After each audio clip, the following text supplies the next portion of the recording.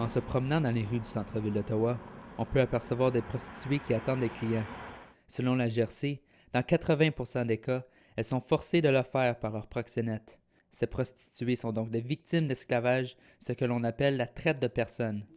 Annie Robert, conférencière de la GRC, explique que la traite de personnes ne se fait pas seulement dans les pays sous-développés. Ils pensent que la traite de personnes, ça ne se passe qu'à l'étranger, ça se passe à l'international, ça se passe pas ici, dans notre pays, au Canada, c'est pas possible.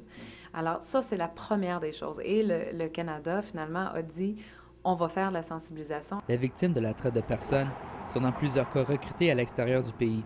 On promet de les aider à obtenir une citoyenneté canadienne, de payer leurs billets d'avion, de les héberger, de les nourrir, de les trouver un travail et même de payer leurs études. C'est en arrivant au Canada qu'elles ont une surprise. Leur recruteur, qu'on appelle des pimps, leur dit que comme ils ont dépensé beaucoup d'argent, elles doivent rembourser et commencer à travailler pour eux. On leur promet des jobs, des emplois à 21 $ de l'heure. On va leur dire, tu vas faire 1 000 $ par mois, on va t'offrir un logement, etc., etc. Et une fois qu'elles arrivent au Canada, sont aux prises avec un proxénète qui vont faire la rétention de documents. Il va leur dire, tu vas commencer à travailler pour moi parce que tu me dois de l'argent. Et la dette, finalement, n'est jamais remboursable. Jamais remboursable parce que qu'en arrivant au Canada, les coûts ne font que s'accumuler avec les dépenses additionnelles. Comme la dette ne peut jamais être remboursée, les femmes ne peuvent jamais devenir indépendantes. Elles ne peuvent jamais finir leurs études parce qu'elles travaillent constamment et que tout leur argent va à leur pimp.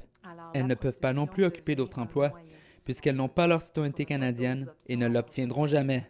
La plupart des femmes qui sont dans ce milieu-là, si on leur offrirait un autre travail qui équivaut à ce qu'elles font, changeraient de travail définitivement du jour au lendemain. Ce n'est pas évident d'aider les victimes d'esclavage, de prostitution et de maltraitance, parce que bien souvent, elles refusent de porter plainte.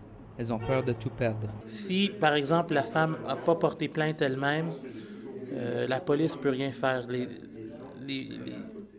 Les autorités ne peuvent pas intervenir. Alors, je crois que c'est très difficile quand on est au courant que quelqu'un est en train de se faire abuser. Les autorités doivent donc attendre que les victimes ou que les proches des victimes acceptent de témoigner contre les proxénètes pour stopper la traite de personnes. Samuel Maillé, ST Collégial, Ottawa.